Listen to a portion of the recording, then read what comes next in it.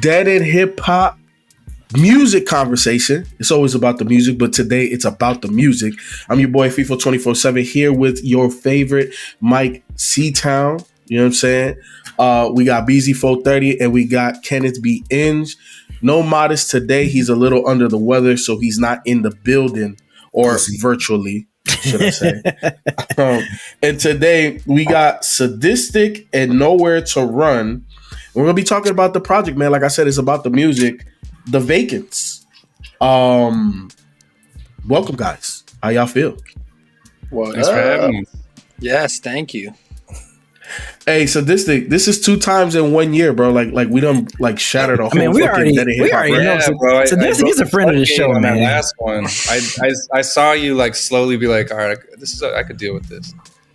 Hey, and it's funny, FIFA, because you know this is one of the songs he put for our listening was on this project too. Was on this one? He was in the crosshairs. He's the one we got to get. Hey, look. Okay, right. Look. So, all right, we gonna start off hot and heavy. We gonna start off hot and heavy because, goddamn. Hey, so this thing, I was like, hey, look. I already gave you the bump in the whip approval. Like you bump in the whip, but this shit here, oh man, I felt like this was you unlocked like a whole nother level. I thought the production was just on the whole.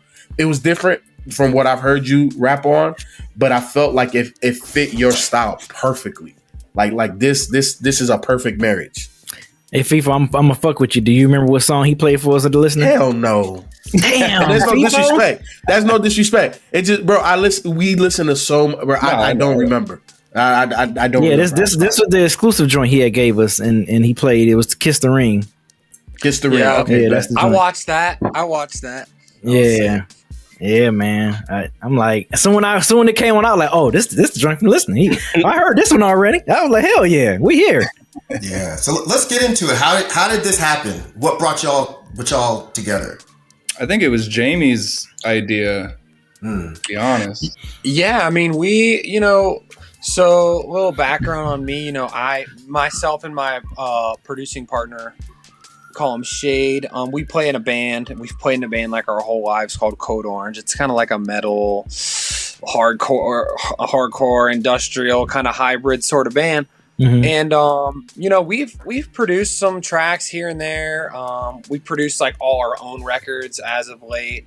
We did a track for a rapper called Backwash. We did a track for JPEG Mafia and Injury Reserve like a couple years ago, but it was all kind of scattered. So when our band kind of started slowing down, we were just looking for, friends and people we respected to like collaborate with in like a way where we felt like we could really contribute to the whole art project, not necessarily just, put some drums on a track or whatever, just really be in on the whole vision. So yeah, like me and Sadistik have always chopped it up, and I just thought it would be cool to like invest in like a project, It was perfect timing for me because I just dropped the 2 LPs in 1 year, and I was kind of like, I was burnt out on like the deep dive emotional kind of music. I was like kind of turned off. I was like over it for a little bit, and he hit me up at a perfect time and sent me some tracks, and I was like, this is exactly the kind of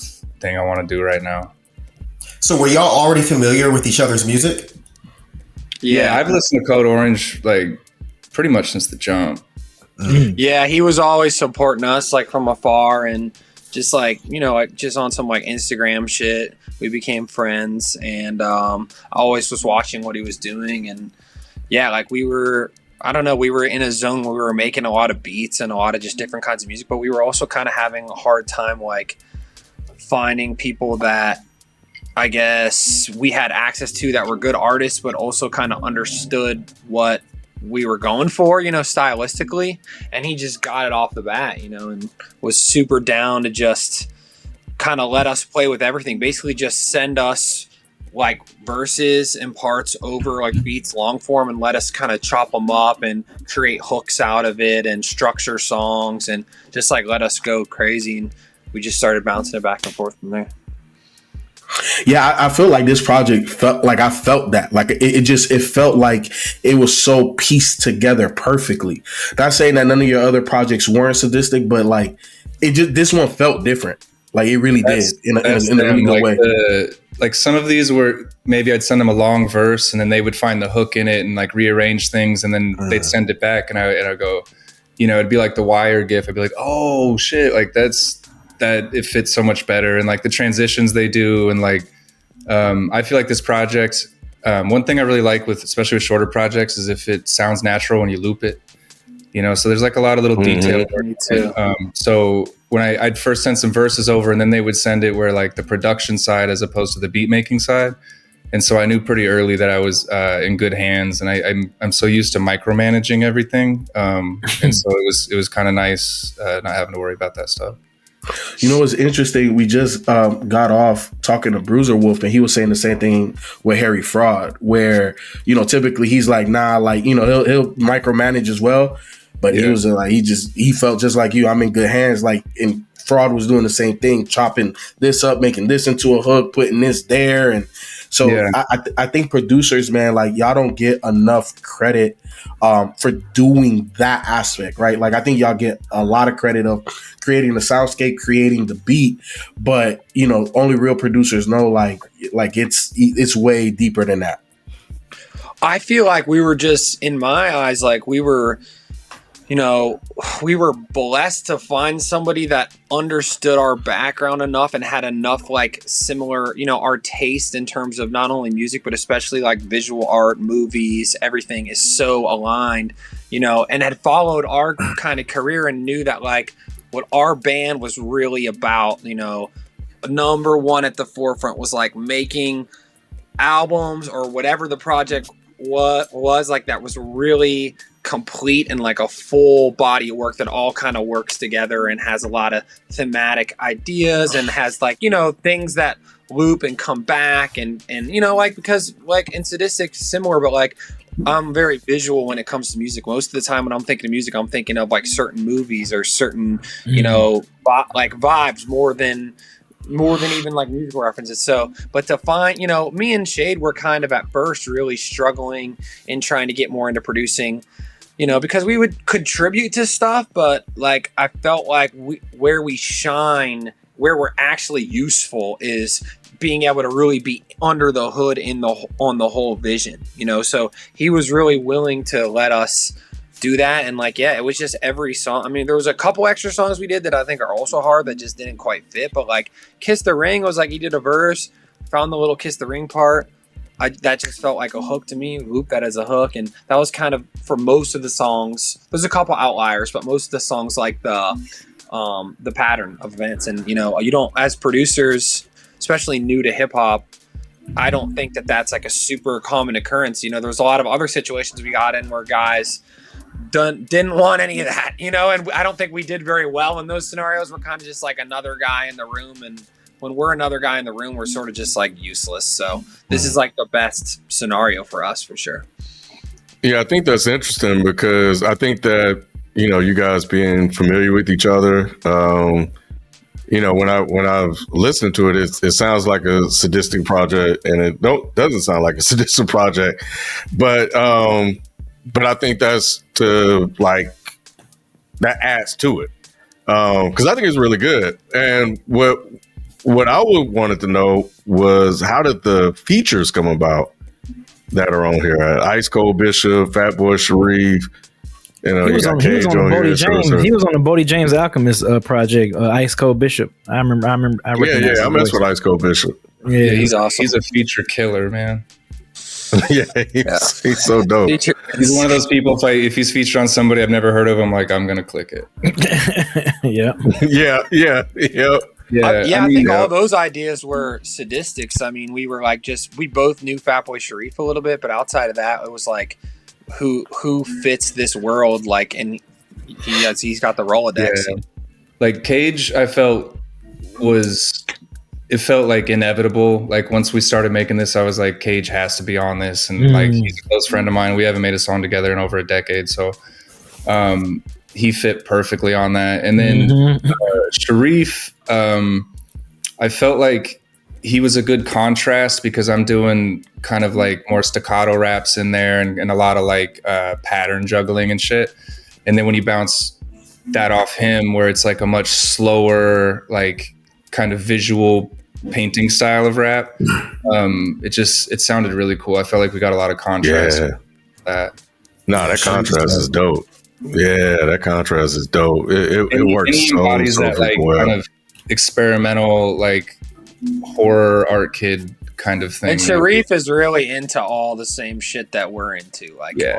on a serious level. So like, and you know, he was even showing me shit where I'm like, this is kind of fucked Yeah, up. he's I'm a like, sicko I too, bro. don't know Like, about He's telling me Yeah. I saw him. He's like, yeah, I fall asleep every night and to watch like I fall asleep to Seven and Henry. And I'm like, He's a funny guy. all right, man. You need to fall asleep to like Shrek or something. Yeah, cut from the same cloth for sure. He's cool. I love that dude. So I actually had another question about the production, because I agree with FIFO and Ken 100% with the aspect of, yes, this sounds like a Sadistik project, but it sounds very, very, very different. And I think that has a lot to do with the noisy kind of industrial production that y'all gave them. So what made y'all go with the more industrial kind of noisy sound? Because Jamie, I know with Code Orange, especially with albums like Forever or Underneath, you guys obviously had a lot of that industrial sound in there. I don't know how much of that was you versus how much of that was Shade, but what made you go with that kind of sound for a rap project? Yeah, I mean, part of it, I think, is that it's, you know, it's woven into us pretty deeply. So it's kind of like the sound that we, especially like in this moment, are like do best in a lot of ways, you know. But I think where I think, well, for one, Shade and I are basically just like the same guy. We're like complete opposites, but we're like, we've been together. I met Shade when I was like 12 years old, and we've been together ever since, every single day, you know, in a band and this. So we kind of like operate on the same wavelength. But like, I think the way we wanted to approach it, and where I think we could be useful for rappers or artists in like this kind of corner of the dark rap universe or whatever, is that we're like into artsy stuff. We're into, of course, like industrial music, but like when we're putting beats together or songs together, like it's really important to us that things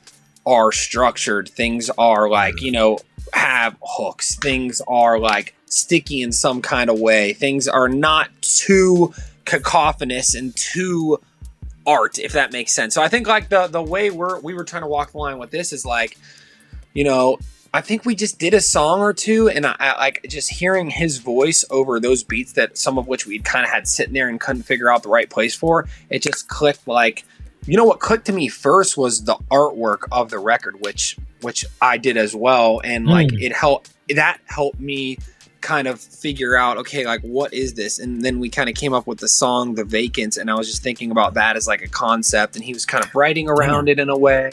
And like we were thinking about those in The Wire, like the worst possible place that you can end up is one of those vacant houses, you know. So we were like, let's write something that feels like the worst place you could end up, but is still, as you guys said before, passes the car test. You know what I'm saying? Like is not just for fucking psychopaths like me and him, but is also hopefully for people who just like rap, because I just like rap, you know. And like I was thinking as much about like the Rome Streets record, which also is called Kiss the Ring, which was an accident, but as I was the, you know, like industrial shit or like movies. Like we wanted to kind of like marry these different things together, and I feel like for him, I listened to the last couple records and I'm like, dude, we gotta go down the Lost Highway. We gotta go dark. We gotta go deep in the woods, and we gotta make the whole vision that way, you know. And he allowed us to make the music video and do the art, and just like it's all us three like a band. We just fucking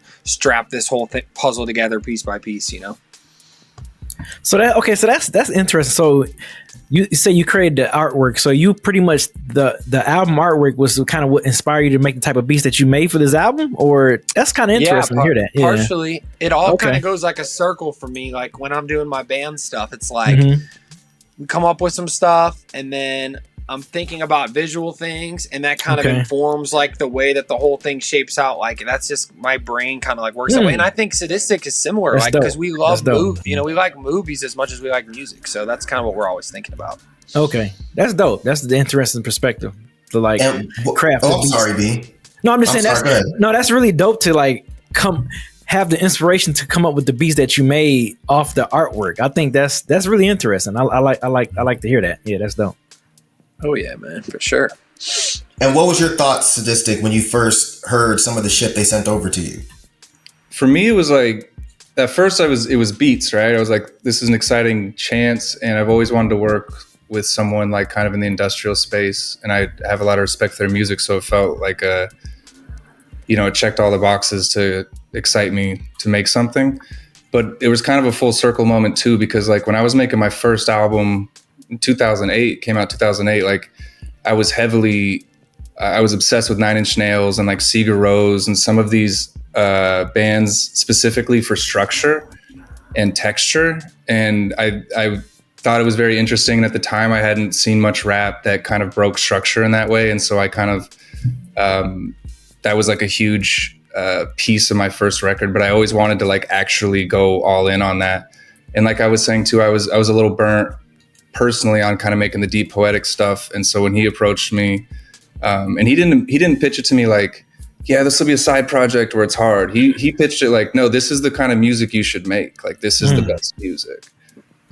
So it was. That's what needs to be out. It's the piece of his puzzle that I feel like he doesn't have. He's got so many other great things, but it's like we need to make like a not traditionally, but like for lack of a better term, like a horrorcore record in a lot of sense, but that like feels modern, like like you mentioned Nine Inch Nails. Like for me, when me and Shade were like imagining what's our production style, and some of this applies to this, but just in general in terms of hip hop, we're like.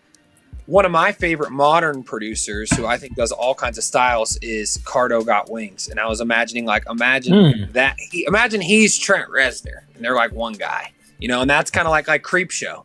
That was like the way that we wanted to make that beat. It's like it has like this cool, interesting drum bounce, but it feels like it's kind of almost off beat, but it's like always holding together. But then it has this kind of almost cinematic, dark enveloping thing. And like to me, I'm always like, how can we take two things and marry them? And if it turns out like shit, like with our band, we rolled the dice on that a lot of times, and people don't like it, then they don't like it. But at least we're trying to take a couple things and jam them together, Yeah, I'm the same way. I feel like the real like beauty and juice in art is like when you get extreme contrast and you can find something in the middle to actually grab onto. Hey, I so like this the whispering on that song. The I know survival. I like that. That shit was dope. He fucking That shit he was sent me dope. that. I was like, oh shit, that's hard. Hey, I don't mean this in no bad way, but bruh, if it listen, It's that book, man. No, that's what I was waiting on. in no bad way. However, if the music is gonna come out like this, then be more hands off, bro. Like if you got producers like this that can really piece everything together, then be more hands off because this is one of your best projects, hands down. Thank you. I want to be. It is. I have like a manic, obsessive mind that like if I'm not making things, I instantly decide that I hate myself. So I just have to like make stuff.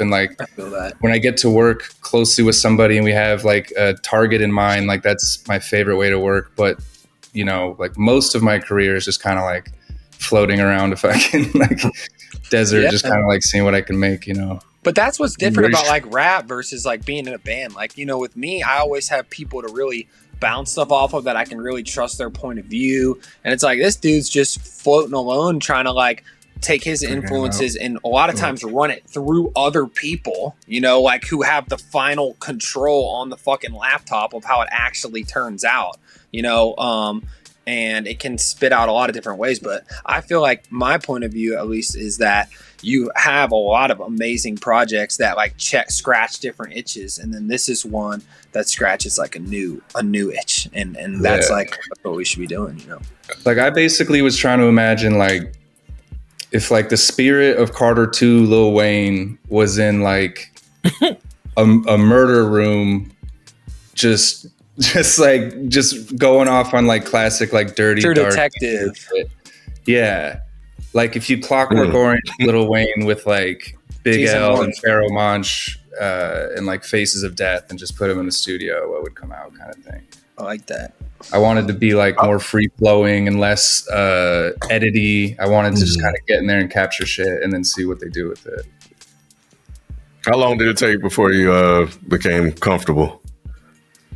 I mean, when they With sent back the first, after I bounced a verse off them and they sent like the produced version, you know, I told my wife, I was like, oh, we're good. Like I'm gonna lock in now. like I'm gonna Locked in. commit to this now. You know, like I knew I was in good hands. Yeah. Were there any beats that you got where you were like, damn, I don't really know a pocket for this? Because Yeah, it always There was a couple weird ones, bro. was it for flu sure. sick? Because that shit, I don't understand how the fuck you rapped over that. Like it always impresses me when I wrote that and recorded that in probably about less than an hour total. Damn. All right, Jesus bro. Christ. Are you serious? One of my favorite songs on the album. That's one with Ice Cold Bishop on it, right? Yeah. Yeah. That was like we made That's that super quick. Like I think I sent it back to you maybe same day or next day. That one was pretty quick, yeah, but that is kind of That's a crazy. weird one. A weird one to. I didn't expect. Like, well, I guess I don't know what I was imagining on it, but which has been part of the problem with some of our beats, which is like they're a little bit weird, and so guys will just be like, I don't know what the fuck to do with this. But, I realized partway And I'm through like, that yeah, I didn't I know, have to man. worry about. I'd like because I'll worry about how verses flow, and I'll start layering things at certain spots, and just kind of like zooming out and seeing the whole picture. But with you, I didn't have to worry about that. I was just like make moments, you know what I mean? Like just even if it's a long verse, and so I was purposely just trying to change cadences here and there because I knew you just pluck out which ones might be a bridge or a hook or whatever. there was a lot of verses that he let us kind of just cut. Like he would even let me go in and cut lines out. Like he wasn't precious at all. Like there would be Oh, you got mid-verse- comfortable for real, for real. No, I mean, didn't he? You know, Wow. I He mean, knows I the write- famous he knows quote's I- "Kill your darlings." Kill your darlings. Like if you're working with someone, you can't like hold on too tightly, or it just gets weird. yeah, for sure. And we both write, and we're not gonna make him say something that doesn't make sense. You know what I mean? Sure. I'm gonna think about it and make sure that it still works. But like, if it's throwing off the fucking getting on with it, then it's got to go type shit. No, that's really interesting. Because I wasn't expecting a same day with that song. Because like when I hear beats and I'm immediately like, I don't know how the fuck someone's gonna rap over that, and then they do, like the alarm clock song that Clipping did that Ken hates. Yeah. Like you hear that shit and it's like, how is he song's gonna hard. rap? Oh, he's really doing that. Yeah. I had that feeling with Flu Sick. So hearing that you sent it back the same day is insane. That's crazy. So Jamie, when you got it back same day, were you like, holy fuck, really? I was like, he's fucking rapping fast as shit. I was like, how is he thinking of all this shit? But then too, I was like, yeah. I mean, it was kind of a thing where I was like, well, I guess I don't know. You know what? What I imagined, I love what Sadistik did on it. It made it amazing. What I imagined would be on it was kind of like what Ice Cold Bishop did in terms of like just the rhythmic flow of it. Yeah. That was like when we were making the beat, I would hear something like that in my head. But then like the little hook that he did on it, like Sadistik did on it, like totally made it. And it just like that one clicked pretty quick. Yeah, I mean that beat had been nobody picked that beat. He's the only one who picked that beat. Nobody picks any of them, but he fucking that beat was on a desert island. So I was super happy because I love that one. So it worked out. Were there any features that you wanted that just didn't happen? I thought Michi Darko would have sounded great on it. Yeah. Yeah, we tried that. But other than We that, tried a couple. We hit up a couple. We hit up a couple people that just I hit up Harper. I thought he That would have been kid? cool on one. yeah. But that was about it. But he raps on more like straight. Like Yeah, it would have been like I don't know if it would have fit 3-6 in Mafia, hindsight. but like now thing that people do, which More is like not like hi-hat what rap. this. Yeah, exactly. So I feel like the guys we got is like the perfect fucking starting lineup of just complete freaks. So it worked Yeah. out. Like it's like a No, they haunted all house. fit perfectly. Yeah, I Yeah, feel like but- the theme is clear. Like Definitely. the cast of this one. Yeah, dude. Yeah, shout out for the big pun. Flying and snakes in the grass.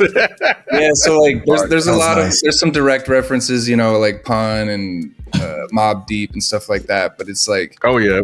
I really wanted to like zoom in on the East Coast stuff I really appreciate and grew up with, you know, like Pharoah Monch and Pharaoh. Big L, Pun, Prodigy, like a lot of that shit. Because it was a huge influence on me. It still is. Like I stole so many flows and timings from Monch and Pun. So it's like, you know, you got to say their name eventually. When we're talking about themes and stuff, so Jamie, I've been trying to cover Sadistik's music for many years, and he'll never say it because he's too nice. But I know I don't fucking get any of his concepts right. I hear the shit and I'm just like, all right, this is what I think he's saying, but it's probably wrong.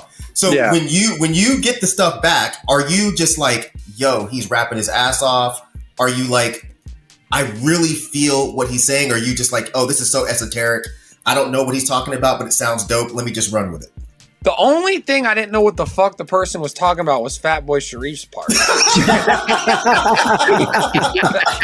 I saw him a couple weeks ago and I was like, dude, what the fuck are you talking about? He's like, I just thought it needed to be, you know, and I'm like, I mean, it is, but it's like, I'm literally scared to listen to it. But no, I definitely, I feel like it's a mixture of all of the above. I feel like what's been really cool is, yeah, like in my our like band or whatever art projects or self, we're like so in on all the elements and like the lyrics and like the true themes. And in this one, it was kind of like we got to paint the world, and then he is like the character in the world, you know, kind of saying whatever needs to be said. So I felt like, you know, it depends on the song, but I feel like the record feels a lot about like taking power, you know, like that was kind of like a theme that I felt resonated on every song. And it's like, we both feel very, not to be complete fucking cheese dick, but we both feel very misunderstood at times in terms of what we're like putting out there. And, you know, like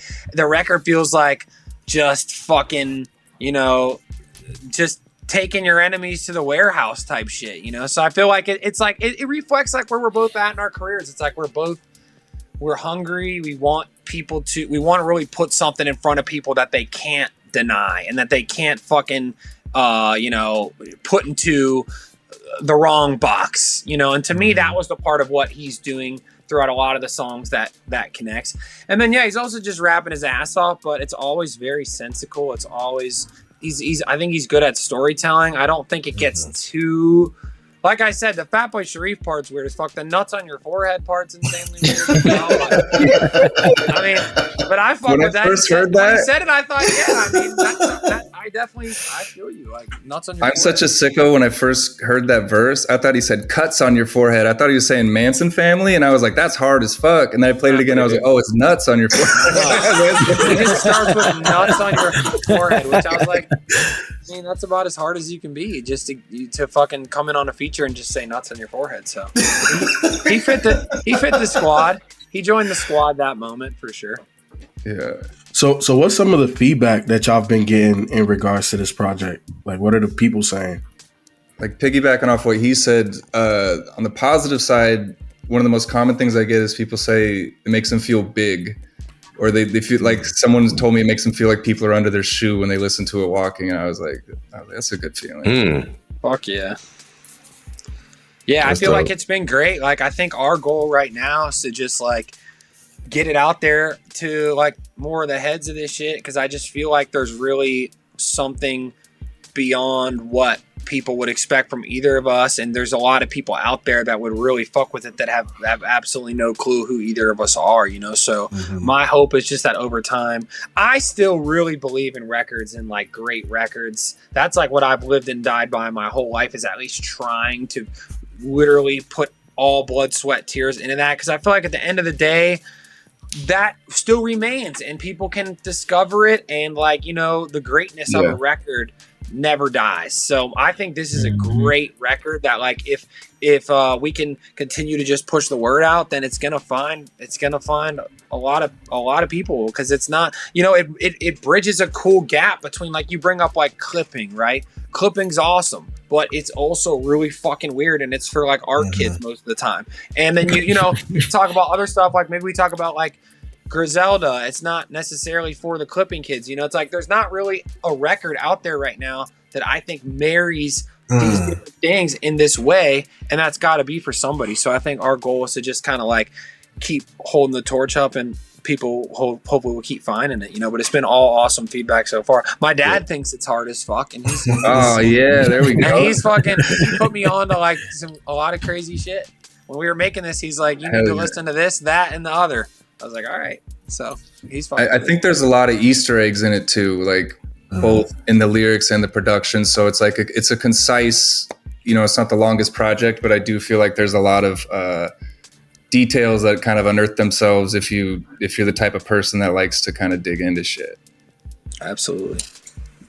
Yeah, that's always been something that's really fun about listening to your music, is finding all of the kind of hidden things in there. But one more oh shit moment that I had on this album, your second verse on Shapeshifters. I was like, God damn, man. So, all right, and you're probably too nice to say this too, but do you ever just sit back and be like, I fucking killed that shit? Nah, man, my instinct is to hate myself, bro. But every once in a while, like I'll hear something and I'll be like, I was training Muay Thai like a couple weeks ago, and a song of mine played, and I didn't realize it was me because it's been a while. And I heard it, and I was like, oh, this shit's hard. And I was like, oh, it's me. But yeah, sometimes I'll have those moments where I'm like, oh, that shit happened. But it in the moment, it just kind of flows. It just feels right or wrong. And then you step back and you go, oh, that was cool. Or you throw it away. But I would try to text him. I think my camera's freezing, but whatever.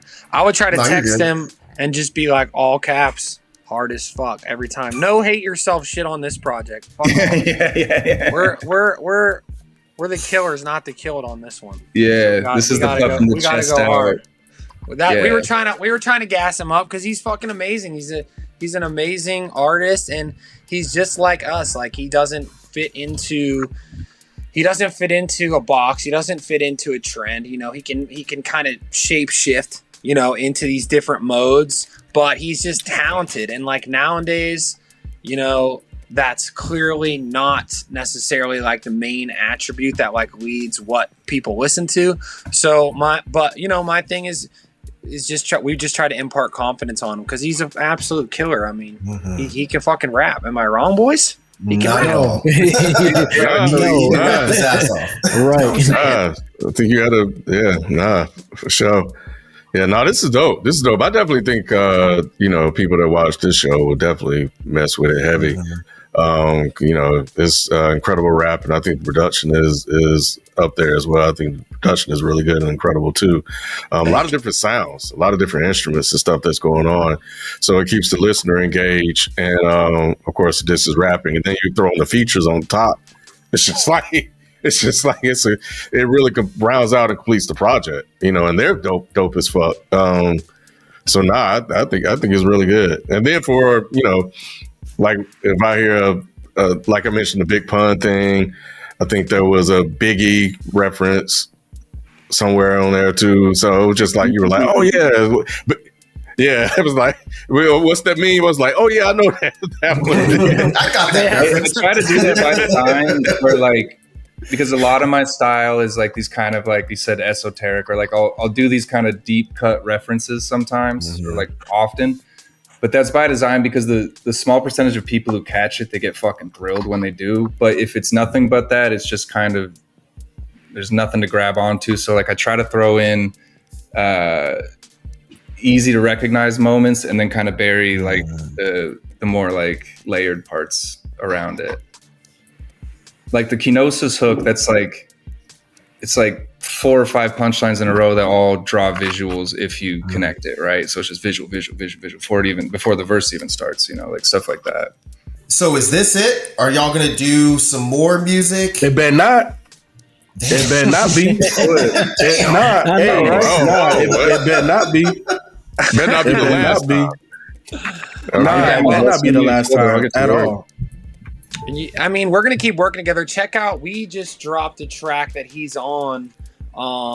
That's part of our EP. It's a track called Home Addresses, and he does a verse on that. It's hard, and it's got Backwash on it. Backwash, yeah, who is sick for sure. So I feel like I would love to do a part 2, honestly, at some point, like a fucking horror movie. But I think right now we'd love to do like a show or two where we kind of like do some visuals and maybe get some of the guys who are on the record to come play with us for talking about doing that. Just trying to build a little bit of a world around it and see what people are into, you know. And for Shade and I, we really love working like in all kinds of music, you know, but hip hop's really big for us. It's really always been, even with our band, even on that record Forever, Myke, like a lot of what was inspiring the production. There was definitely industrial music was a heavy part of it, but it was also a lot of what was going on in hip hop in terms of production and like layering and just like interesting stuff that we were finding not present in the kind of metal we were doing, at least at the time, in the way we were doing it. So I think like we've just really been loving playing in that sandbox and are hoping to get more opportunities there. And I appreciate Sadistik for almost like giving us a fucking nice resume of like what we can hopefully do, you know, as well. So, but yeah, we're keep going for sure, 100%. Is it anyone that any other artists you would like to lock in? Is it any other, for talking to the producers, that you would like to lock in besides Sadistik? Is anybody you eyeing? There's a fucking gamut of guys. Like I would love to, on one side, I would love to work with like the fucking Griselda, you know, people. On another side, I think like I really want to work with like Playboi Carti, honestly. I know it's kind of like the most whatever kind of easiest thing, but like I just feel like there's something in what he's doing, not always, but in some songs and in some ways, and obviously aesthetically especially, that really connects with where we're at. And I feel like that's something that we could really bring another level of that too, another level of darkness. You know, I think that there's a lot of like dark kind of rap, especially like how I reference like, you know, there's the whole kind of 3 6 Mafia influence that bled a lot into that, like and not disparaging these guys because they're fucking great guys, but like into that whole like Suicide Boys world, which is sick. But like I almost feel like there's another side of like, you know, a lot of these like, yeah, like these opium kids, like they want to do some real dark shit. Like let's do some real dark shit. You know what I'm saying? Let's get dark for real. That's my call out. But yeah. I mean, I think all those people have like some really cool shit going on, but there's a lot of sides of the game that we you know who you should reach out to. That I definitely think that your style would definitely mesh well, especially listening to how like you actually produce it. You're not just sending beats. Kenny Mason 1 and Grip 2. I don't know Grip. Check him out. That's awesome. Ooh. No, that's a good. Like he's from here. He's dope. He's from Atlanta. Kenny Mason's one of the most talented people out right now. Yeah, and he just kind of switched. He went kind of like alternative. And the album was amazing. Like he played it for us, and I walked away like, bro, like people not ready for this. And he's really one of the better lyricists. Yeah, man. So like, I definitely think if you work with those two people, you can change some shit. It'll be just as hard as a Sadistik's joint. Like, and get them on the same track. That's a like. And you get all three of them. Like Sadistik and Grip over y'all's production would be fucking stupid. That would be stupid. I never even thought about that. That's good, dude. And that's the messaging we need to get out on this podcast to these young kids is like, alternative shit is not all the same thing. We need to get these kids away from. Definitely from like pop punk shit, which they're getting away from, but because that is fucking pitiful. But we also need to get them away from just like, you know, like if we're doing this dark shit, boys, like I said, like let's do it for real. We can still keep the hip hop of it all for sure, but let's up the level a little bit. And like I think that like again, I honestly think that some of what like Playboi Carti was doing on or trying to do on that record, you know, initially he was getting at something where it's like dark in a way that it's not overt, but it's like a way that was hard to describe through like Cardo's beats and stuff. And there's a lot of guys. I mean, I think Kenny Mason is fucking awesome. My buddy Shane from the band Title Fight, he actually works with Kenny Mason quite a bit and plays guitar and produces for him. So he's like part of his squad, which is awesome. I would love to work with him, but yeah, there's so many great guys out there. I would love anybody who wants to really like strap in and you know, we don't have to have fucking, it doesn't have to be like this where we are fucking arranging all your shit, but I just feel like if you really want to make a fucking project, we can do that. You know what I'm saying? You guys in Playboy Cardi would actually be interesting given some of the stuff I've heard from him. It sounds like an odd pairing, but I think with some of the stuff that he has rapped over and experimented with, I don't know. I think it might work. I think it might work. I mean, I don't like all the stuff he puts out, but yeah, he's only that stuff. He just hasn't been pushed all the way there. I mean, he's you know, yeah. There's a lot of guys where I see like what they're, you know, I think he's probably doing the best in a lot of ways, but I see what some of these guys are doing, and I'm like if you just are the one to like really do this, I feel like you could take this to like a whole new level. Like, you know what I mean? Like, but they're all a little bit not sure. You know, they got a lot of Warped Tour people around them. You know what I'm saying, Mike? Telling them they're not telling them the right shit. Yeah. I mean, I get it. I'll be nice and I won't say, but I get it. Rock tastes vary greatly in quality. They do. Absolutely. So we need to get some real shit in this whole mix. I'm with it. That's what's up. Well, I hope Ralph is right, and I hope the little threat he threw in there, I hope y'all do work together again, because it's really dope seeing what I thought was Sadistik being challenged, because someone like him just seems to be naturally good at rapping.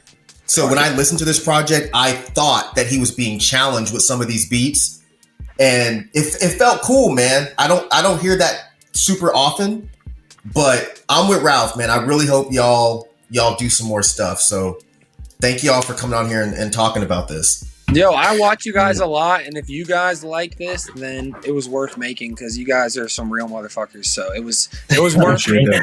Appreciate that. So, oh man, appreciate that. I respect you guys a lot, and I appreciate you letting me get on here and yap with my man here. Oh yeah, 100%, 100%.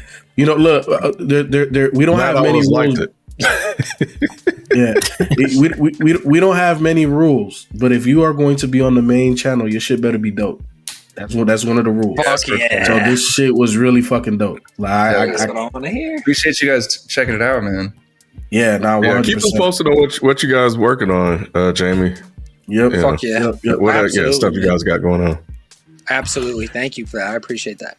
Yes, sir. So look, y'all already know what it is, man. Go check out the EP. Hold on, I'll pull it back up because you know my memory is shit. The Vacants, Sadistik, and Nowhere to Run.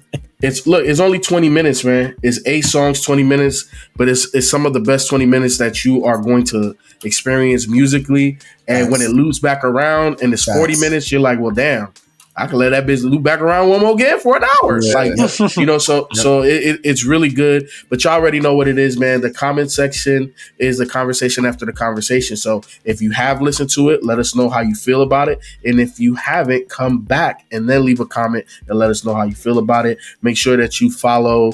I know everybody's tags, social media tags gonna be on here. So make sure you follow everybody. Make sure you go download, buy tickets when Sadistik is in your town.